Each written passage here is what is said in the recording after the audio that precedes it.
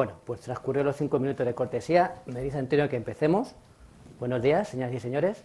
Me llamo Pablo Aguilera y le doy la bienvenida a la Torre de los Lujanes, a la Real Sociedad Económica Matitense Amigos del País, donde íbamos a presentar el libro, el informe Villeneuve, de Antonio Aguilera Muñoz. Me acompañan para ello en la mesa, un momentito, Ana García Aranda, que es colaboradora de ¿Qué libro leo? Y de la revista digital La Gatera de la Villa. Además, Ana es una de las personas que más contribuyen a que el índice de lectura en España se mantenga. Porque aproximadamente, Ana, ¿cuántos libros puede leer al año? Unos 100 más o menos. Ahí tenéis lo que le digo, unos 100 libros. Como dato curioso también, ahora que veo esto aquí tenemos en la portada de La Gatera, disculpen que de la espalda, a don Federico Choca. Don Federico Choca, que nació en este mismo edificio en 1846. Presidiendo la mesa se encuentra el autor de la novela que hoy nos ha reunido aquí, Antonio Aguilera. He de advertirles que aunque compartimos apellido, Antonio y yo, no tenemos más vínculos que el de la amistad y el de ser ambos socios de la Matitense. Cierto. Una cosilla, Antonio. Me ha contado un pajarito. Bueno, lo encuentro en internet, me ha contado un pajarito.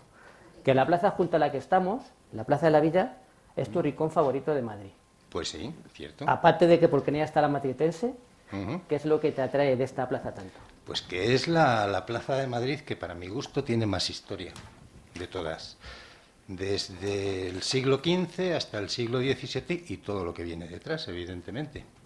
Entonces, pues es el rincón, digamos, el favorito mío. Desde bien pequeñito me gustaba cuando conseguía venir con mis padres. Yo no me gustaba ir a la Gran Vía a ver las luces, ¿no? Yo quería que me trajeran aquí porque me inspiraba historias. Yo pensaba en eso, en historias de qué pasaría en aquella época, y entonces pues siempre me ha gustado, y coincidentemente a mi mujer también. Entonces pues es mi rincón favorito. Yo me pasaba un poco igual de pequeño cuando venía con mi padre y me gustaba leer la poesía que tiene detrás Álvaro de Bazán, del cual, por cierto, los guías, la mayoría, no todos por supuesto, poco comentan. Aquí la mayoría de los guías que pasan por este sitio, lo que más inciden siempre es que en esta calle del Codo orinaba don Francisco de Quevedo. El resto de la historia que hiciera con algo de suerte se acuerdan de Francisco I, pero del resto de edificios y de la historia que menciona Antonio, que tiene muchísima historia esta plaza, nada. En fin. Bueno, antes de meternos en fana con la novela, Antonio, vamos a seguir hablando un poquito de ti. ¿Eres madrileño? ¿De Carabanchel? Ya te digo. ¿De Suso o de Yuso?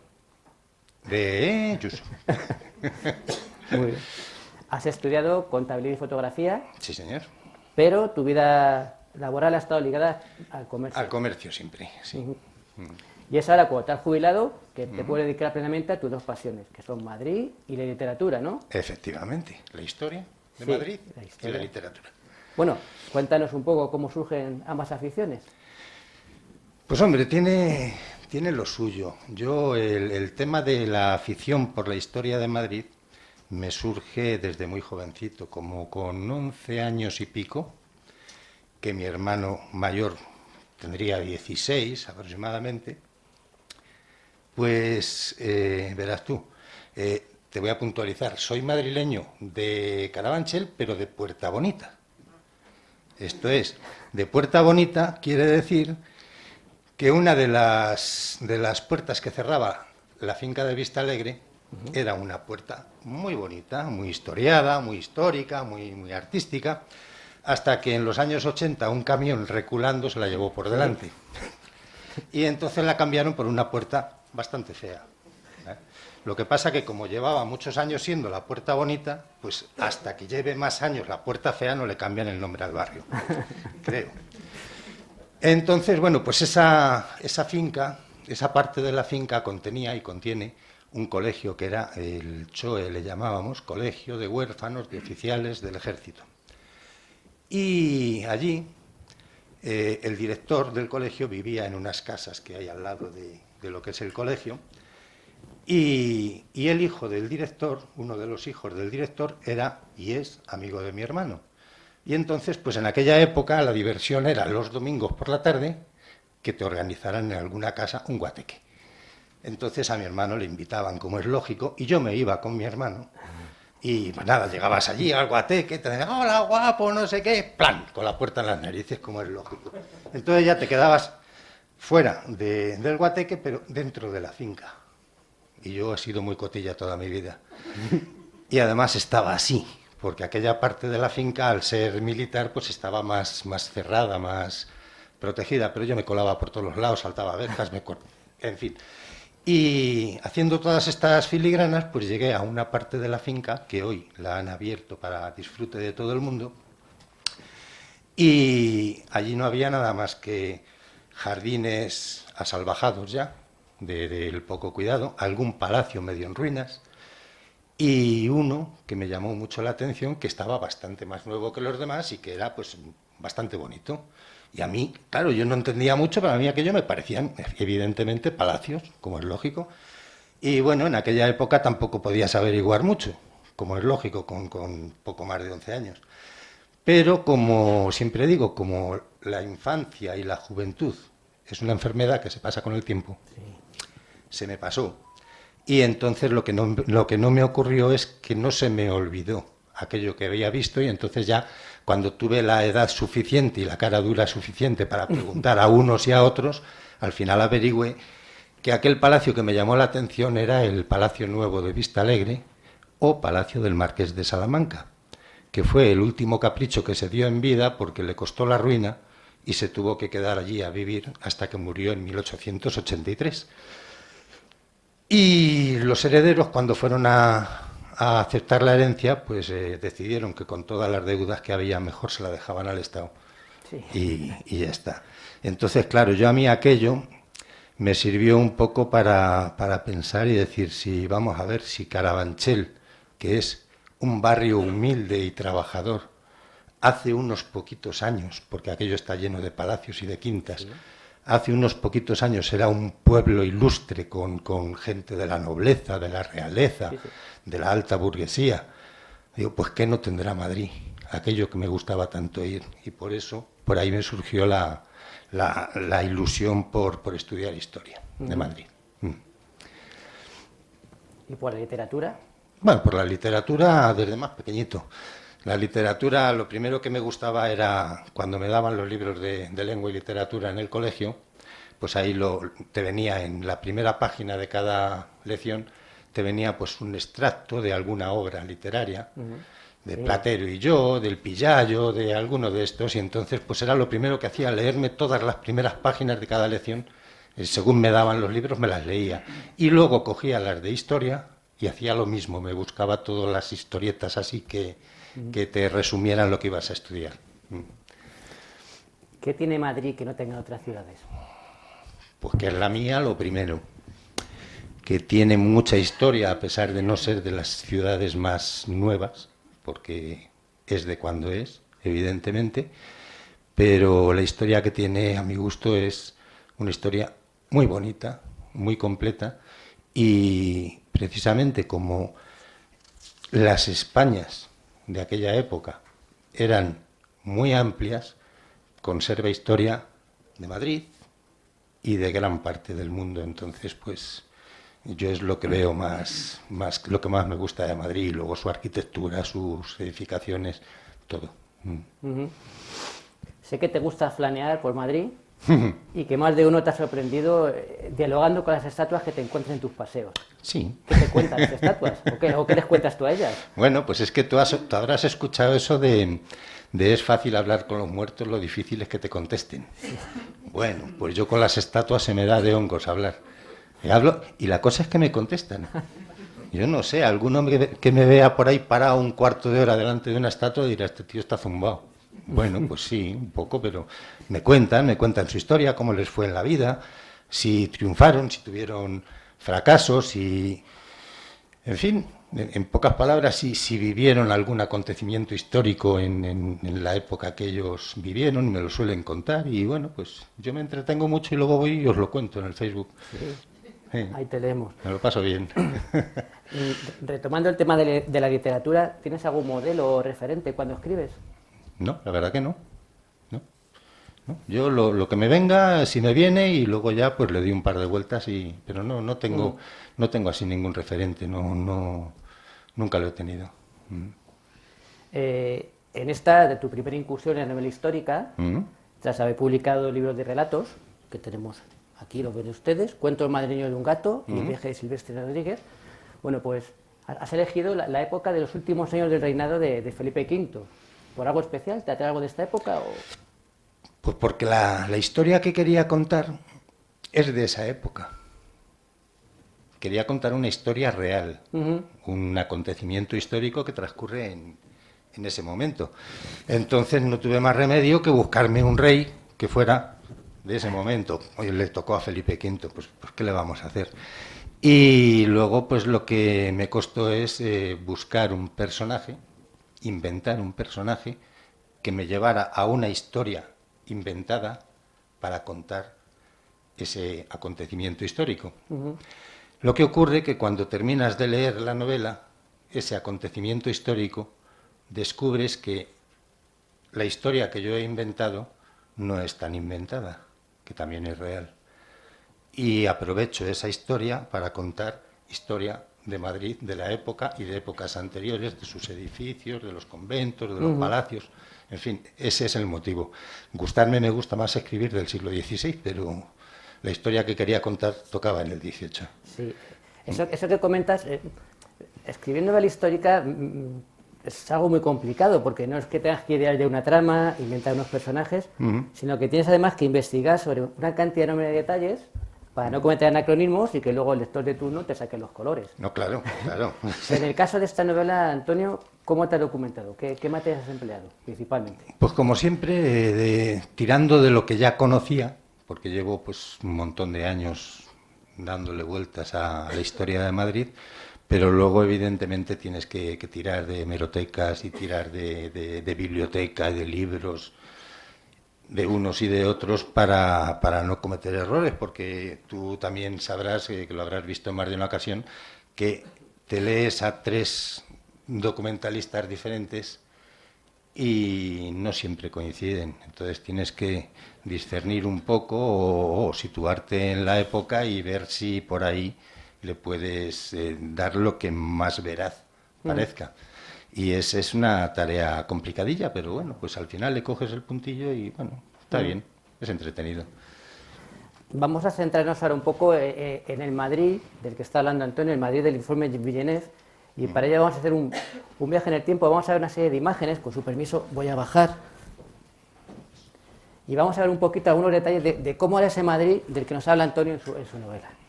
Bueno, aquí tenemos Madrid, en 1567, ese es el plano de Nicolas de Chalmandrier, un geógrafo francés. Fíjense lo que ocupa Madrid. Todo esto que les estoy señalando es el recorrido de la cerca de Felipe IV.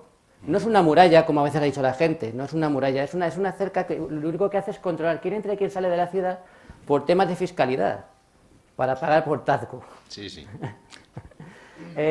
No se ha terminado de construir el Palacio Real todavía, aquí. Se acabará en 1764, será Carlos III el primero que lo habite. ¿Dónde viven los monarcas? Aparte en diferentes palacios repartidos por la provincia. Pues viven en el Palacio del Buen Retiro, que es este de aquí. Antonio, ahora Dime. que estamos aquí en esta época, ¿cuál sería el primer sitio que te gustaría visitar? ¿En esa época? En esta época, si nos hemos plantado en este Madrid, dices, lo primero que quiero visitar para ver cómo es Pues me gustaría ir a ver el Palacio del Buen Retiro. el Palacio del Buen Retiro. Más que nada, hablando de hoy y de esta época, porque parte de la novela la sitúo allí. Y entonces me gustaría entrar y cotillear y ver cómo era en realidad y no tener que echarle tanto rollo de imaginación, pero que sí, ahí el primer sitio y luego, claro, luego recorrerme todo Madrid, evidentemente. Bueno, yo había pensado en otros edificios, como mentalista se ve que no triunfaría, porque yo he pensado en la antigua casa profesa de los jesuitas, que también la mencionas. También, también. Esa está, Bueno. además está bastante más cerquita. Bueno, estaba Sí, bastante más cerquita ahí en la calle Mayor. sí, bueno, en un principio fue de los jesuitas los trae el duque de Lerma, o sea, los aloja en primer momento en la calle del Prado, luego los traslada, como bien dice Antonio, a la plazuela de Herradores, pero en 1767 ocurre una cosa, y es que Carlos III puso a los jesuitas, y entonces su lugar lo ocupa el oratorio de San Felipe Neri, que estaban a su vez en la Plaza del Ángel, y se vienen para acá. Por eso aquí, en esta imagen, se lo digo porque lo pone aquí abajo, pone San Felipe Nari, antigua casa profesa. Después, bueno, pues este es uno de los tantos edificios que menciona Antonio en su novela y que ya no existen. Víctimas de las desamortizaciones o de José Bonaparte. Antonio, ¿tú crees que hoy en día se respeta más nuestro patrimonio? No mucho, no, la verdad que no. ¿No hemos aprendido? No hemos aprendido, somos de tropezar en la misma piedra, desenterrarla, decir, joder, qué bonita, y tropezar en ella y volverla a enterrar. Es un problema gordo. Con José Manuel estuve hablando hace poco, que estuve por ahí, por los altos del Rebeque, y le escribí, digo, oye, que yo esto es lo que yo creo que es. Y dice, sí, pero cállate, que lo han abierto, lo han vuelto a tapar, y ya veremos cuándo lo abren otra vez. Y llevan varios años. Joder, que vamos, que hay poquito respeto, no aprendemos, ¿no? Sí. Por desgracia. Yo cuando hago una visita con amigos, pues siempre digo que hay que hacer mucha imaginación para visitar en medio de otra época, porque casi todo no existe. Claro. Es continuamente. Aquí existía, aquí se encontraba, bueno, vamos a ver dónde se encontraba, porque hemos hablado que estaba ahí en la Plaza de Herradores. Aquí vemos varias cosas interesantes de edificios que tampoco existen. Por ejemplo, esto lo reconocemos, esto es la Plaza Mayor. Aquí vemos la cárcel, que todavía tiene las estatuas de las 4 virtudes que se cayeron a consecuencia del terremoto de Lisboa, que se sintió en toda España. Entonces estas estatuas se cayeron, solo queda la del Ángel. El antiguo convento de Santo Tomás, la antigua iglesia de la Santa Cruz, que ahora tiene usted aquí enfrente, esa torre roja grande que hay. Esto era lo que llamaban la atalaya de la corte. Había 2 torres muy grandes en Madrid, que aparte de funcionar como para temas religiosos, tanto que el de religión con sus campanas, funcionaban también a nivel del concejo, para comunicar cosas en el concejo. Esta era una de ellas, y la otra la teníamos aquí al lado, la tendríamos enfrente, en la iglesia de San Salvador. Ya. Bueno, pues esta cúpula que por aquí asoma es la de la casa profesa de los jesuitas. Fíjense qué pedazo de edificio. Es más, si estuviéramos aquí dentro y cotilláramos por aquí por este huequecito, la veríamos así. Lo contentos que se pusieron los del oratorio de San Felipe cuando le dieron la casa profesa, porque no se querían ir, los muy sinvergüenzas decían que ellos eran urbanitas y querían estar dentro de Madrid. Sí, señor. Y no les daba la gana de irse a las afueras, que era al lado del Retiro, las afueras, tú fíjate. Sí. No querían, y cuando les dieron eso, lo contentos que se pusieron y lo poco que les duró. Efectivamente, cuando Lema los lleva a sus posesiones, eso era las afueras de Madrid, que era, pues eso, la zona del... Sí, el Salón del Prado un poquito más para eso allá, es. Ni más ni menos. Para que vean. Siguiente edificio, que ya no existe, que también hablas en 2 de tus libros, que yo sepa. Sí. ¿Qué nos puedes contar de él, Antonio? De eso se habla en todo lo que se pueda... En todo lo que escribas de Madrid tienes que hablar de ello, si es que no te queda más remedio. San Felipe el Real, el mayor mentidero de Madrid. Ahí se han cocido más historias que en los Sálvames y todas esas cosas. Y si no existían, no te preocupes que te lo inventaban. Y de ese hablo, como dices, pues casi en todo lo que escribo, porque tiene pues mucha historia. Y es un símbolo de Madrid como muy significativo, ¿no? Y ahí tenemos representado con sus covachuelas, ¿no? Donde eran las tiendecitas, aquí abajo, que ahí vendían de todo, de chismecillos para los críos y juguetes, sí. Juguetes, básicamente, y cosas de esas. Y bueno, y ahí arriba se reunía la gente a chismorrear de todo. Entonces, si te querías enterar de algo, tú te dabas una vueltecilla por allí y te enterabas, hasta que llegaba la hora del Ángelus y se ponía una cola de pordioseros y de mendigos a esperar que les sacaran el plato de sopa. Y bueno, pues... Era un poco como las redes sociales de la época, ¿no? Sí. Ahí si te querías enterar de algo, tenías que ir ahí. Si tenías un poquito más de clase, te tenías que ir a las losas de Palacio. Y si te dedicabas a esto del artisteo y todo lo otro, pues te tenías que ir a la otra zona, ¿no? A la de los... representantes. Bueno, yo creo que hoy están hablando de tu libro, ¿eh? Están aquí, mira, sí, es posible. Enseñando el libro. Es posible, sí. Yo creo que te van a pedir uno de su época, porque se van a... Bueno, oye, pues yo se lo firmo encantado, que no tengo mayor problema. Que le escribas uno. Bueno. ¿Qué no pasa? Bueno, vamos a dar un paseo por las calles. Ya hemos visto muchos edificios. Bueno, esto es difícil de ubicar, a lo mejor algunos de ustedes lo saben, pero es complicado. Pero bueno, esta vista de Antonio Joly, de mediados del siglo XVIII, pues es un pintor que tiene varias vistas de Madrid, y aquí esta se la he seleccionado principalmente porque vemos el aspecto que tiene esta tapia que le comentábamos Antonio y yo. Fíjense que no es una tapia muy grande. Entonces, aquí tenemos una de las puertas, bueno, esta es la puerta de Atocha, la primitiva, este es el Hospital General, y esto tan bonito con esos arbolitos, que está muy chulo pasar por aquí, pues es el Paseo de las Delicias. ¿Quién lo diría, no? Fíjense que mucha gente, para meter mercancías en Madrid sin pasar por las puertas y pagar, lo que hacía es que quedaban por la noche con el amigo venía por otro de la tapia, le tiraba por aquí las cosas y para adentro. Hacían el matute. No sé si se está tapando la grabación, por cierto, pero que no. Voy a pedir más para acá. Venid aquí. Bueno, esta a lo mejor es más fácil.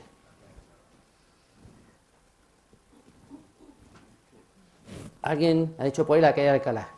Sí. Bueno, pues vamos a ver la calle de Alcalá y vamos a ver una vez más la cantidad de edificios pues que ya no existen. Aquí tenemos el convento de San Hermenegildo, con su iglesia, que por entonces no era la de San José, la de San José estaba en otro sitio, coge luego, cuando se demora la de San José la coge ella. Esto que asoma por aquí es el Pósito de la Villa, todo esto de aquí, que es un barrio entero, que por cierto se llama barrio de Villanueva. Eso que es parecido, pero es mucho más grande, en la Plaza de Toros, una de las tres que hubo. Esta es la primitiva Puerta de Alcalá. Estamos a mediados estamos hacia 1750, la actual es de 1778. Esto que vos hay con tantas torrecitas así, todo eso tan grandote y que sigue para el fondo, es el Palacio del Buen Retiro. Este es el Palacio del Marqués del Carpio. Y esta iglesia que asoma por ahí chiquitina, San Fermín de los Navarros. Fíjense en cuántas cosas hemos dicho que ya no existen, o han cambiado mucho. Y el convento de las Baronesas. Y por allí tímidamente se asoma San Jerónimo el Real. Si ahora ponemos esta vista, vemos cómo ha cambiado el panorama, ¿no? Bueno, les voy a poner otra vista de la misma zona, pero por una cosa, que nos fijemos. Ahora estamos al otro lado. Aquí tenemos una de las puertas para entrar al Buen Retiro. Y fíjense lo que pasa por aquí. Este es el arroyo de la Castellana, también llamado arroyo del Carcabón, también llamado arroyo del Prado, que con Carlos III ya cuando se remodele toda esta zona desaparecerá. Este arroyo venía desde donde está más o menos Teodoro Dato y llegaba hasta la zona de Méndez Álvaro y desembocaba en el Abroñigal, o sea que tenía un buen recorrido. Otra cosa importante a la hora de documentarse para escribir una novela histórica, pues se sabe que comen también la gente de la época. No sea que le pongamos a Villeneuve disfrutando de una pizza. Entonces aquí tenemos, fíjense lo que comía en la época un poco. Este papel, discúlpenme, porque esto que les he puesto aquí, tiro de chuleta.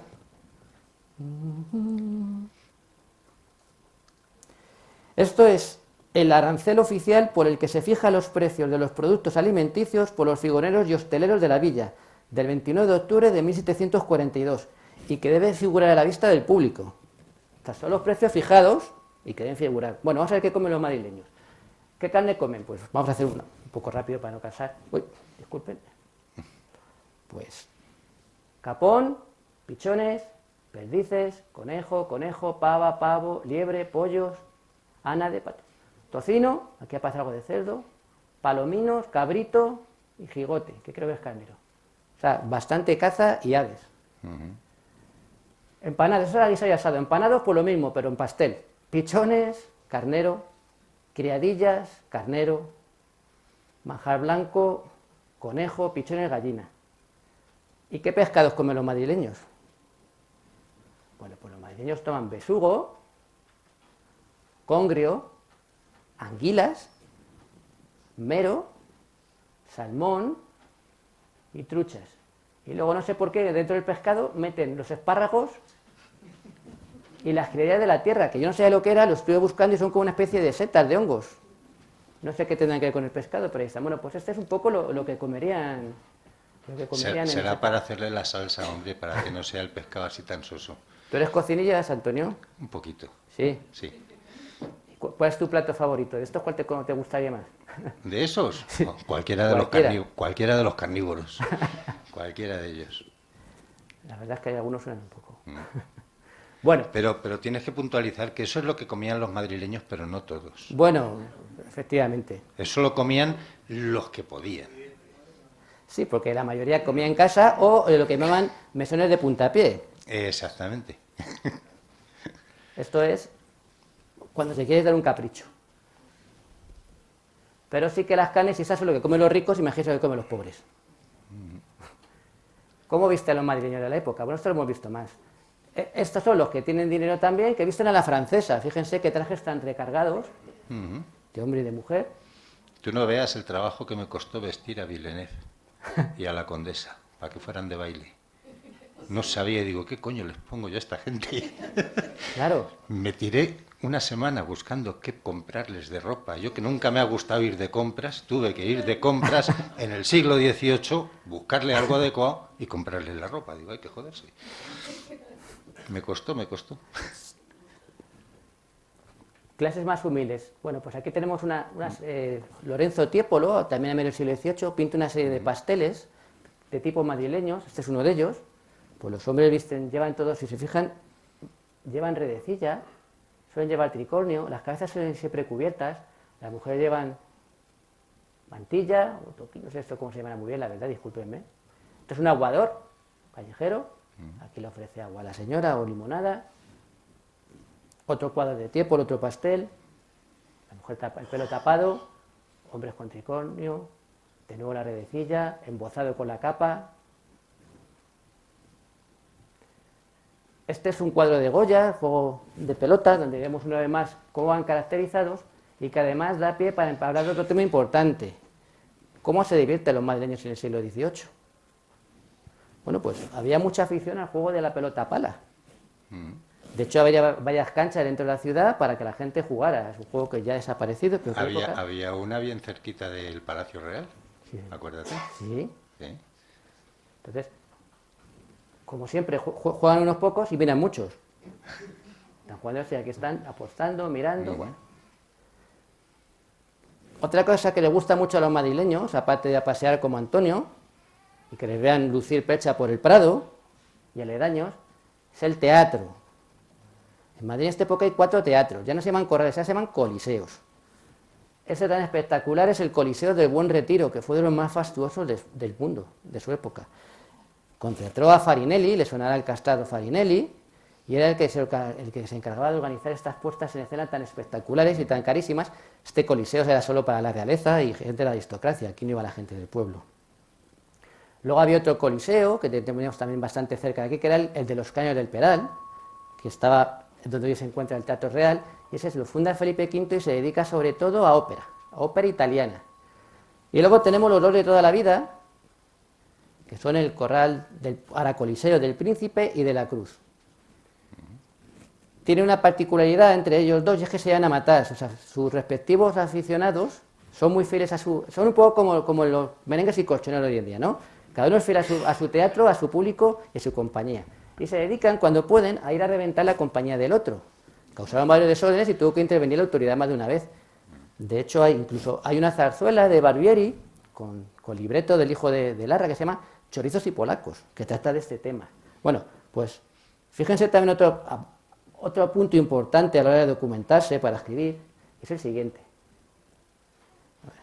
Bueno, fíjense que si este es el del Príncipe, que es donde se encuentra el Teatro Español, y este es el de la Cruz, ya desaparecido, aquí entre medias estaba el convento de Santa Ana, fundado por San Juan de la Cruz.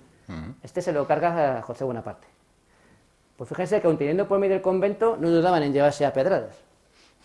Y luego lo que decía, miren, calle de la Gorguera, ahora es calle Núñez de Arce. Núñez de Arce, sí. Calle del Príncipe, vale. La calle de Lechuga, esta desaparece y hay otra, la calle Imperial. Calle de la Visitación creo que se llama Manuel González y Fernández. Calle del Lobo, la calle de Echegaray. Comprenden cuando decía lo difícil que es escribir una novela histórica, bien escrita como ha hecho Antonio, la cantidad de cosas que se debe fijar uno si quiere que esa novela histórica tenga un sentido, el paisaje, y no sea simplemente un adorno de cartón piedra que la ha colocado y sin más. Bueno, y la otra gran afición de los madrileños de antaño es los toros.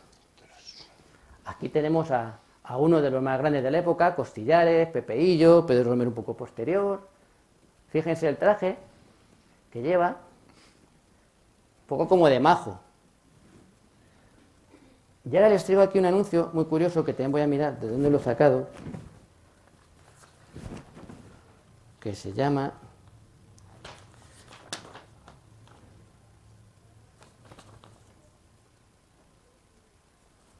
Ahora lo encuentro.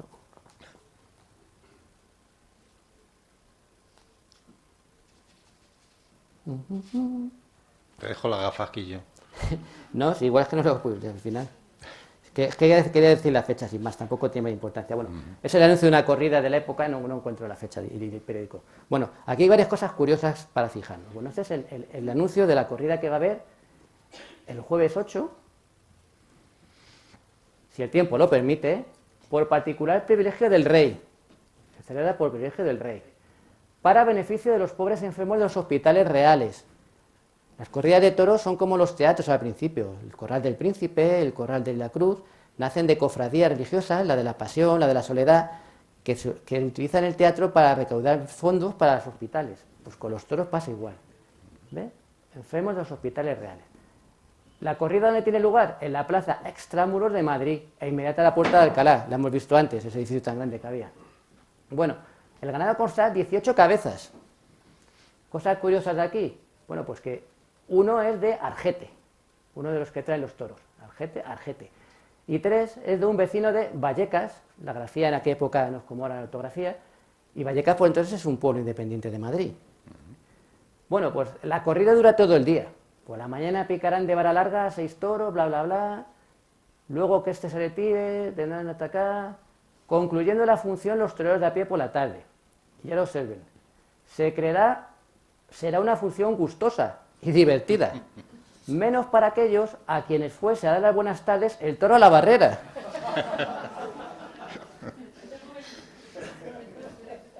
Da que pensar. Bueno, pues para terminar, he querido traerles un recuerdo de aquel Madrid. Me voy a sentar aquí ya. Lo que pasa es que no sé muy bien qué traerles con tantas cosas, porque un edificio, pues aquí no nos entra. Comida en la sala no se puede comer, los trajes que hemos visto salen por un pico, así que he pensado que lo mejor que puedo traerles es algo de la música que escuchaban los madrileños. Entonces les voy a poner unas seguidillas que son de una zarzuela de José de Nebra, Ifigenia en Tracia, estrenada en 1747 en el Teatro de la Cruz. Con su permiso, así me voy a poner las gafas. Esa cosita tan mona que se escucha por ahí es mi nieto, por si no lo sabíais. Anda.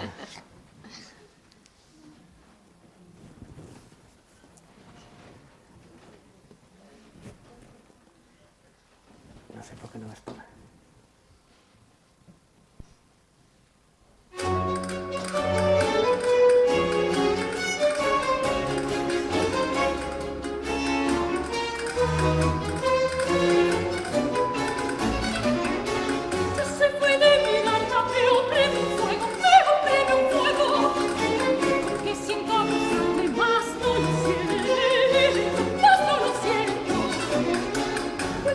Sobre la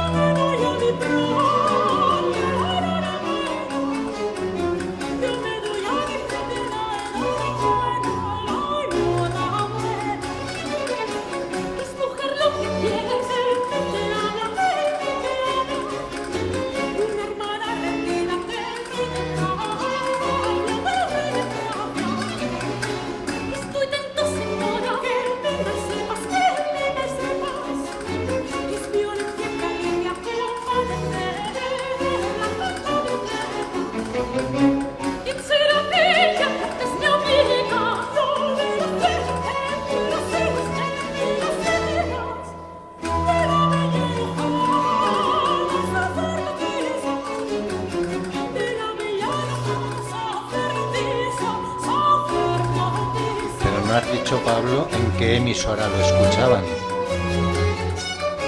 Va a ser que tampoco lo podían escuchar todos, ¿eh? Bueno, los teatros eran empresas populares y la gente a la zarzuela barroca todavía iba muchísimo. Es Sí. un espectáculo muy popular. Bueno, pues ya han terminado. Pues con estas seguidillas pongo fin a mi intervención. Muchas gracias y le cedo la palabra a mi compañera Ana.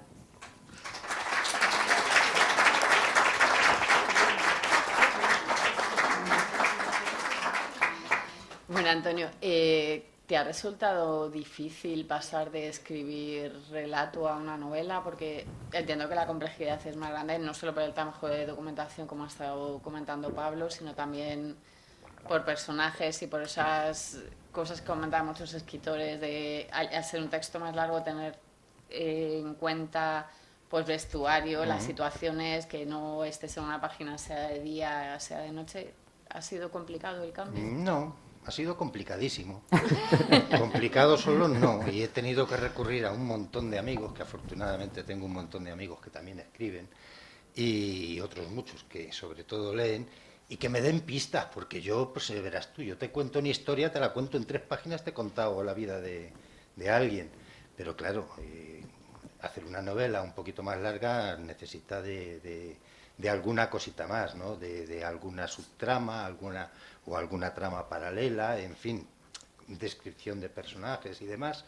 Y para eso, pues la verdad es que tengo que reconocer que he tenido que pedir ayuda, porque yo solo no me veía capaz. Pero bueno, poquito a poco, ahí vamos. Ya le voy cogiendo el puntillo, poquito a poco. Ha sido Sí. una gran novela, luego lo comentaremos. Mira, hay otra cosa que a mí me gusta mucho tanto de tus relatos como de la novela, y es el que todos los personajes tienen, no sé cómo llamarlo, unos valores morales, no sé, una forma de ser y de ver la vida, una empatía, nobleza. ¿Tienen esas características? ¿Tienen algo que ver contigo, con tu manera de ver la vida? Hombre, yo pienso que sí, evidentemente. Si no, pues serían personajes malos, malísimos. Y la verdad es que me cuesta mucho trabajo escribir, pero alguno tengo que hacer algún malo malísimo, porque si no, no estaría completo, si no soy capaz de meterle a un canalla de estos sinvergüenza, y alguno me organizaré. Pero sí, evidentemente tienen que ver con mi forma de ver la vida y con los valores que me han enseñado desde pequeñito. Mira, también hay una cosa que me ha llamado la atención, que cuando Mercedes va a ayudar a Andrea a sus visitas de la ciudad, van a utilizar el plano de un señor Teixeira, que tenía cierta fama, pero que el plano era un poco antiguo, tenía un siglo ya en la época en la que Sí. transcurre la novela, pero es un mapa que a día de hoy seguimos comprando. Vamos, de hecho, yo tengo amigos que lo han comprado hace bien poquito. ¿A qué se debe el éxito de este mapa? 2 meses hace que lo compré yo, 2 o 3, ¿no? Una cosa así, 3 meses por ahí, sí. 3 para colgarlo en la habitación y mirarlo, porque lo que es verlo no puedo verlo. No, me he tenido que comprar el libro tocho que te lo explica con ampliaciones, porque claro, es que ya no... El Isabel Egea. Ya la vista flojea. Dejas a los Sí. 3, ¿eh?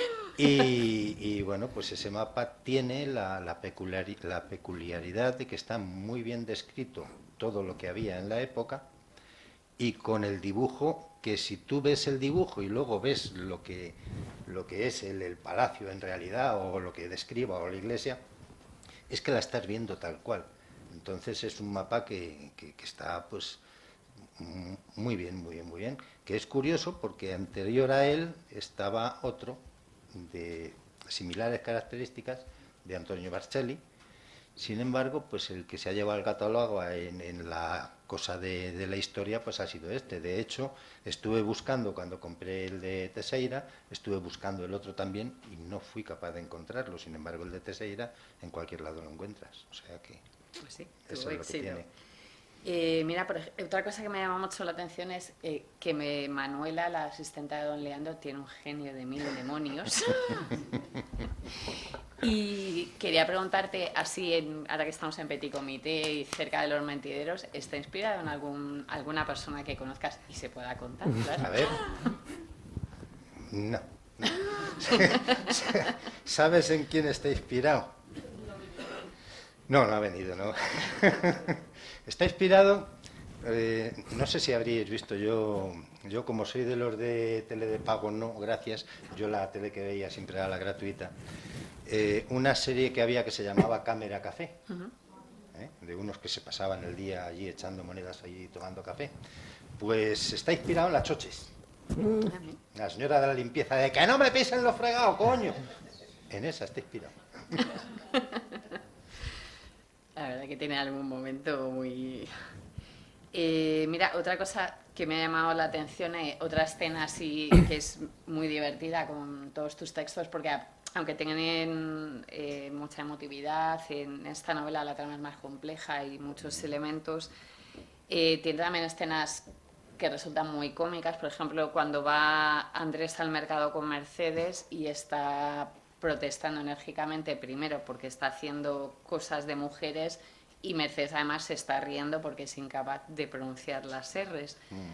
El humor es algo que predomina en tus textos y en la novela también. ¿Es algo que te resulta difícil? Porque, no sé, yo cuando hablo con escritores dicen que precisamente la comedia es uno de los géneros más complicados.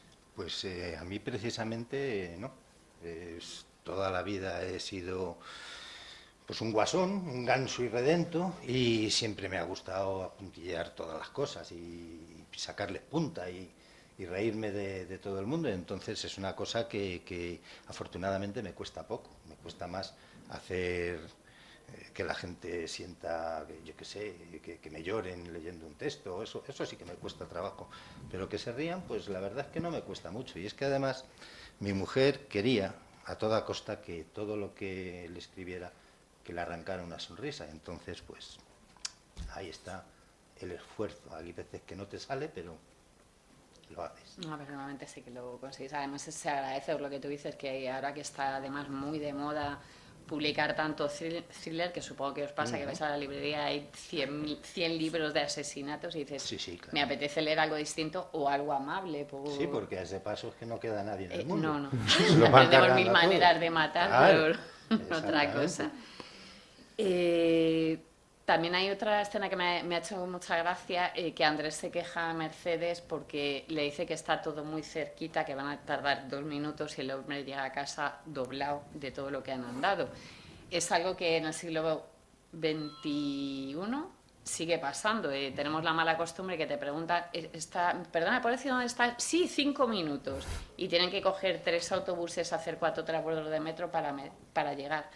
¿A qué crees tú que se debe esa particular cualidad que tenemos del espacio-tiempo en Madrid? Que está todo a 5 minutos, pero luego son 2 horas. Es que en Madrid está todo muy cerca.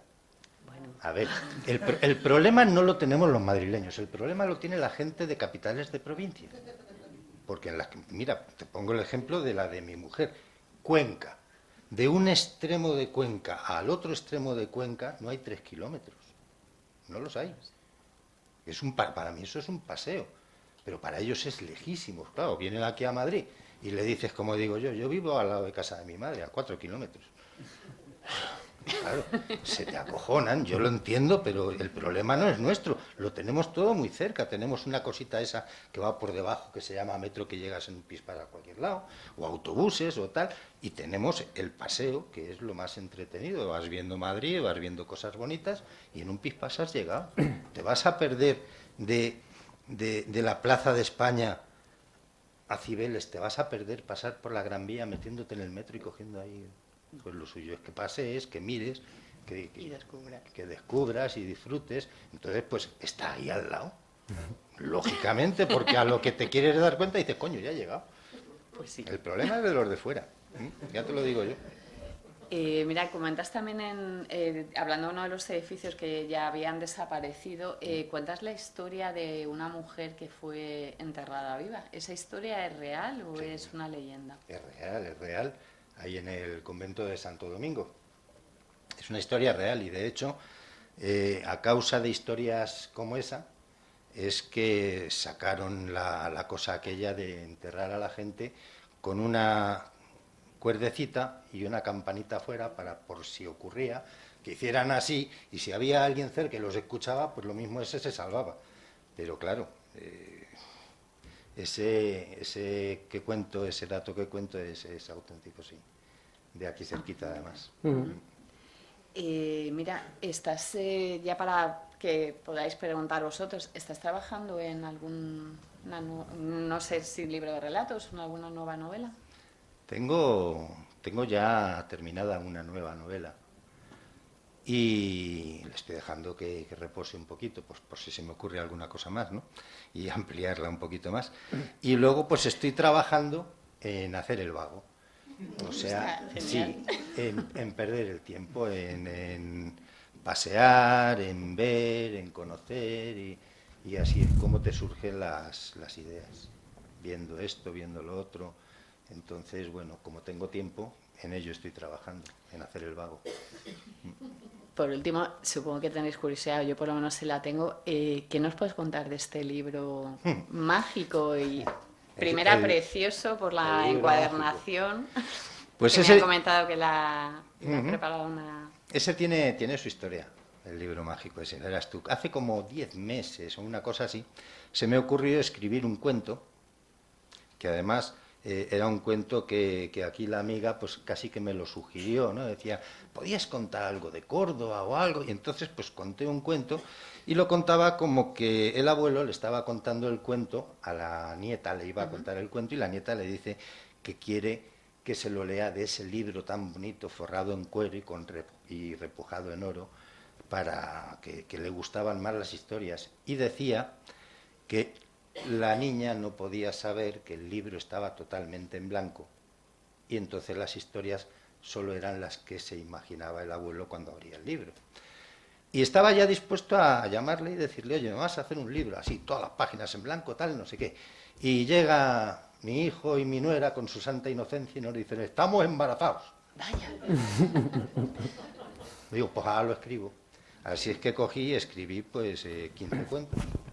15 cuentos. El libro en mi imaginación se llamaba El libro mágico de los cuentos y así se titula. Y tiene mis 15 cuentos escritos, que son cuentos, historia de Madrid, contada un poco para niños. Y para que fuera mágico faltaban dos cosas. Una, que tuviera un prólogo maravilloso, que me hizo allí mi amiga que se esconde en el móvil, Sandra Aza, y faltaba el toque mágico de la artesana, que lo forrara en cuero, lo decorara y lo terminara. Y eso es el libro mágico de los cuentos. No te hago salir, no te preocupes. ¿Y es posible poderlo comprar si alguien quiere adquirir el libro, tiene que hablar con ella. Con ella.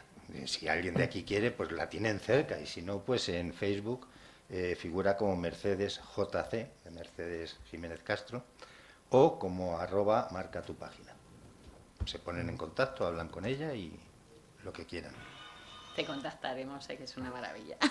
Seguro que aparte de los cuentos son buenísimos. Pues nada, ¿queréis aprovechar? Espera, antes de que la gente pregunte, Antonio, ¿quieres añadir algo que te hemos preguntado, que quieras comentar? No, lo que me gustaría es que, como no me habéis dejado, Por eso. dar las gracias a la Matritense por cederme el espacio que ahora es vuestra sede, nuestra sede. Nuestra sede. Nuestra sede. Y pues bueno, a la presentación tan bonita que me habéis hecho y sobre todo agradecerle a todos los que han querido acudir aquí a acompañarme, porque es un día para mí muy bonito.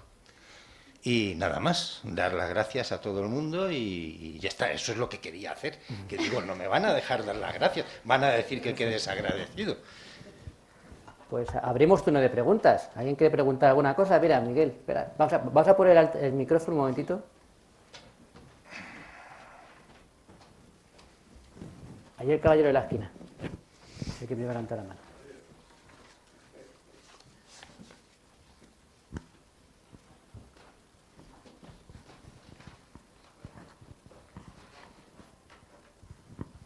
Bueno, en primer lugar, pues, felicitarte, enhorabuena, porque no es fácil terminar un libro, y pues, que se termine ese premio pues, es un día maravilloso, un día magnífico, ¿no?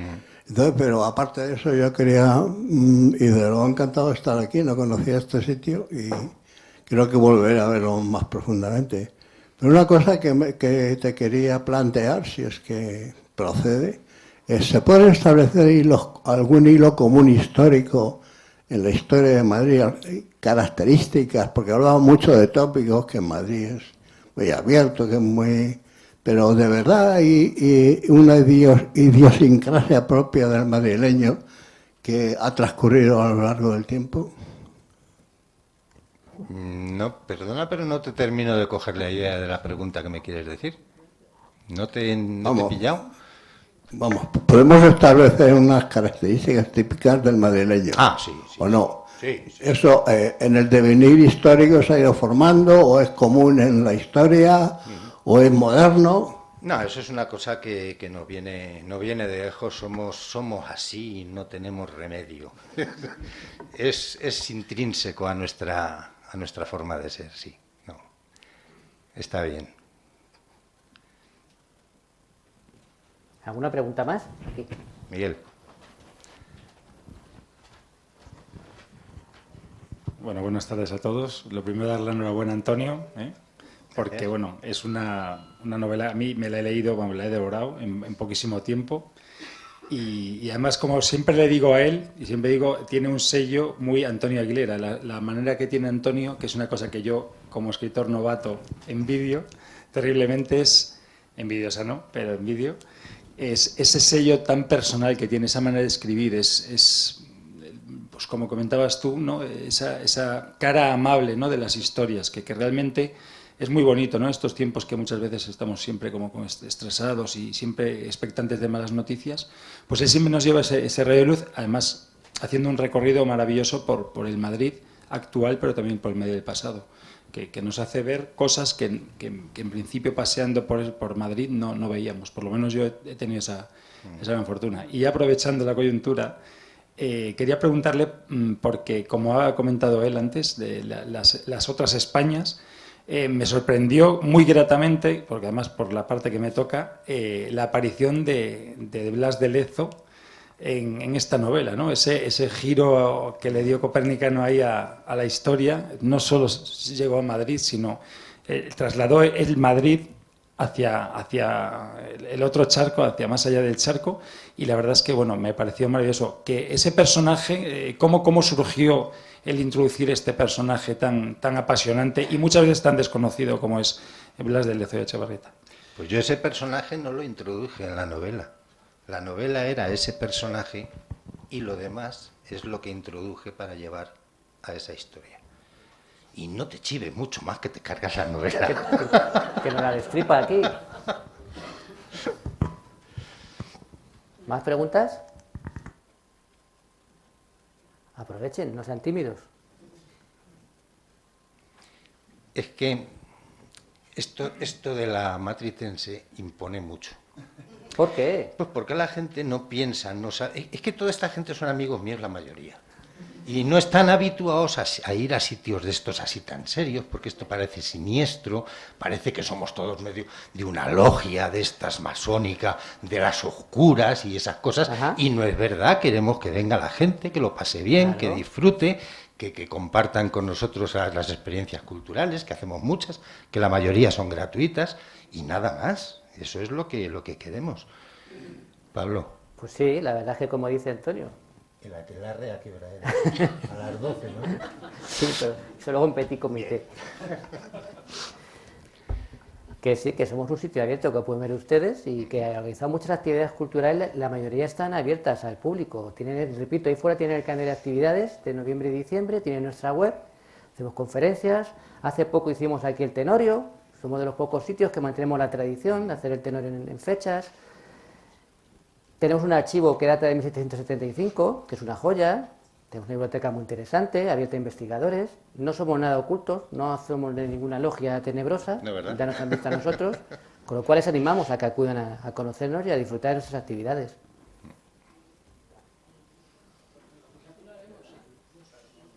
¿No se anima nadie más? ¿Eh? Dime, Manuel. Si nos puedes... Gracias, Antonio, enhorabuena por la presentación y por el poder de convocatoria que has llenado la sala prácticamente. O sea que, y no son turistas que estaban fuera, que estaba a tope, son todos amigos y seguidores tuyos. Oye, ya que acabamos cerrando con alguna pista sobre eso que está reposando y que vas a publicar, supongo que será en Madrid, pero vamos, alguna cosa que nos puedas decir, algún poquito, Pues sin hacer spoiler, pero a lo oye, mejor te con la sorprende. curiosidad. A lo mejor te sorprende. Es una historia que evidentemente es en Madrid, pero también es en Castilla y León y también es en Galicia, y es en 2 siglos diferentes que se une la historia. Entonces no es tan de Madrid como esta o como los libros anteriores, sino que ya me voy metiendo un poquito más con España, porque digo, oye, verás tú, me acabo Madrid y luego ¿qué hago? Entonces ya voy contando, voy metiendo un poco de cada lado y mezclando historias y épocas, y bueno, pues ahí está, que repose un poquito y todo se andará. ¿Nada más? Pues nada, pues muchísimas gracias por haber venido a acompañarnos y los esperamos.